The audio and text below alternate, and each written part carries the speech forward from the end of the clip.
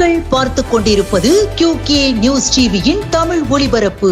இது உங்களின் குரல், உண்மையின் குரல்.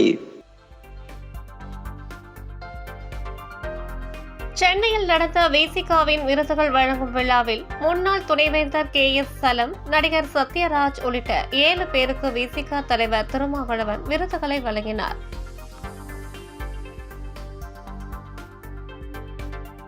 தாம்பரம் மாநகராட்சி சானட்டோரியம் பகுதியில் ரூபாய் 43 கோடி மதிப்பில் புதிதாக கட்டப்பட்டு வரும் மாநகராட்சி புதிய அலுவலக கட்டுமான பணியை மேயர் வசந்தகுமாரி ஆய்வு செய்தார். ஆணையர் பாலச்சந்தர் அலுவலர்கள் உடன் இருந்தனர்.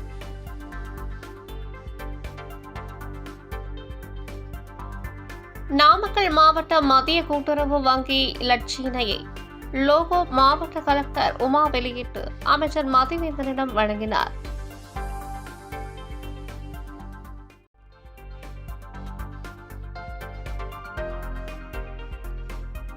திருவண்ணாமலையில் சமூக நலன் மற்றும் மகளிர் உரிமைத்துறை சார்பில் திருநங்கைகளுக்கான சிறப்பு நலத்திட்ட முகாம் கலெக்டர் தர்பகராஜ் தலைமையில் நடந்தது.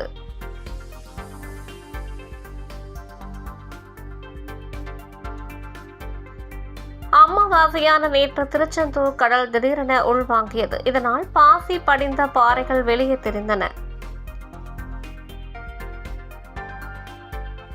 தாய்லாந்து நாட்டில் பயிற்சி பெற்ற வனத்துறை அலுவலர்களுக்கு சென்னை வண்டலூர் உயிரியல் பூங்காவில் பாராட்டு விழா நடந்தது. அதிகாரிகளுக்கு அமைச்சர் கண்ணப்பன் சான்றிதழ்களை வழங்கினார்.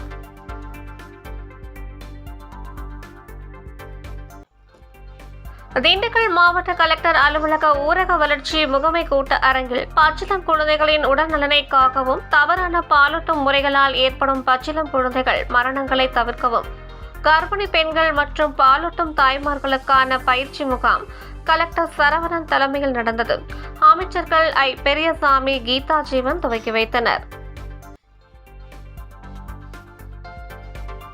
தேவக்கோட்டை அருகே கண்டதேவியில் குங்கும காளியம்மன் கோவில் ஆணி திருவிழாவில் 9ஆம் நாளான நேற்று தேர் திருவிழா நடந்தது. சிறப்பு அலங்காரத்தில் தேரில் அம்மன் எழுந்தருளினார்.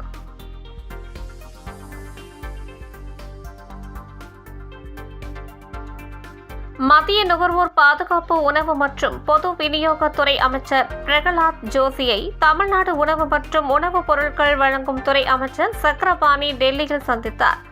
எம்பிக்கள் கனிமொழி, திருச்சி சிவா உடன் இருந்தனர்.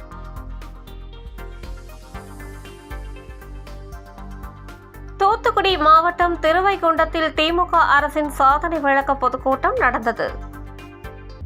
இத்துடன் இந்த செய்தி தொகுப்பு நிறைவடைந்தது. நன்றி, வணக்கம்.